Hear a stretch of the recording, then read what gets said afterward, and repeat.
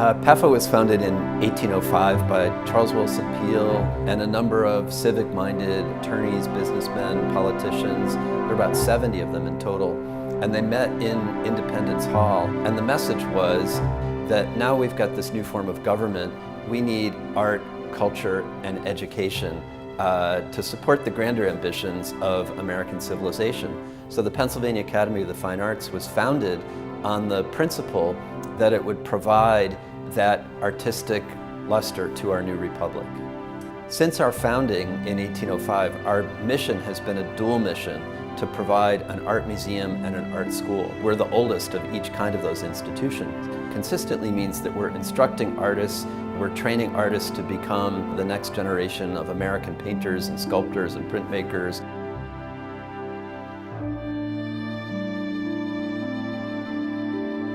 One of the unique things about PAFA is both the tie to history. So this is, PAFA's part of the history of American art. American art was started here with people like Charles Willson Peale, Thomas Eakins taught here. Students come here because they're interested in that history and learning about history. I'm a certificate student here at Pennsylvania Academy.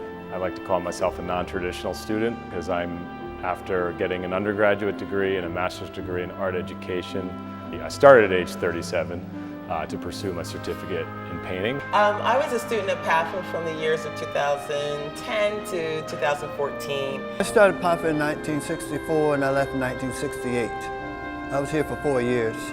And so it was really at the height of part of the Vietnam War experience and the turmoil of the civil rights movement in America. But the beautiful thing about this place is, even though it's considered traditional and there's 4 main disciplines, drawing, painting, printmaking, sculpture, students tend to start with one focus and then you end up branching out into many different things. So I started as thinking I was going to be a very traditional painter, and then my annual student exhibition, what I ended up showing actually doesn't have a single painting.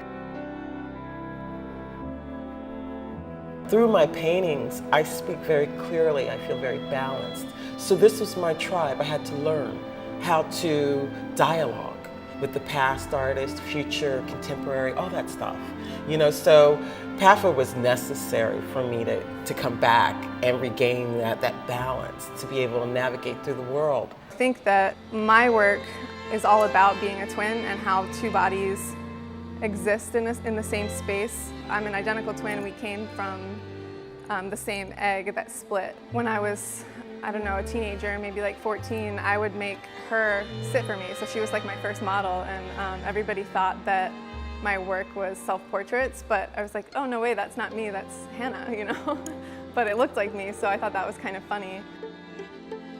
I'm the same kind of artist that I was when I came here. I had a purpose toward reflecting reality through my ability to interpret what I could see and hear and live through.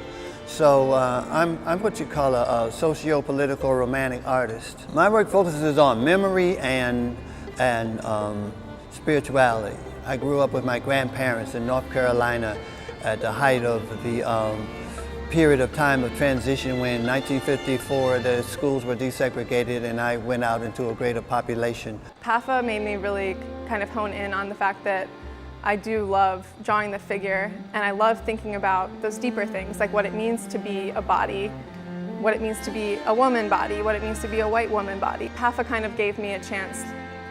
And the space, like the studio, literal space, the walls that were big enough for me to do something this big. Like, this is the biggest work I've ever done, and it took 2 years to be convinced that, you know, I was allowed to take up this much space. I think that what they gave me was history of paint.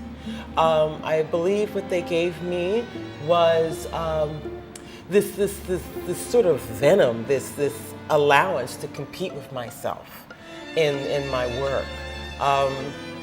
The studio practice is so important. It's an allowance to shut the door and let the outside world just melt outside while you work and think and communicate with this oil paint and canvas.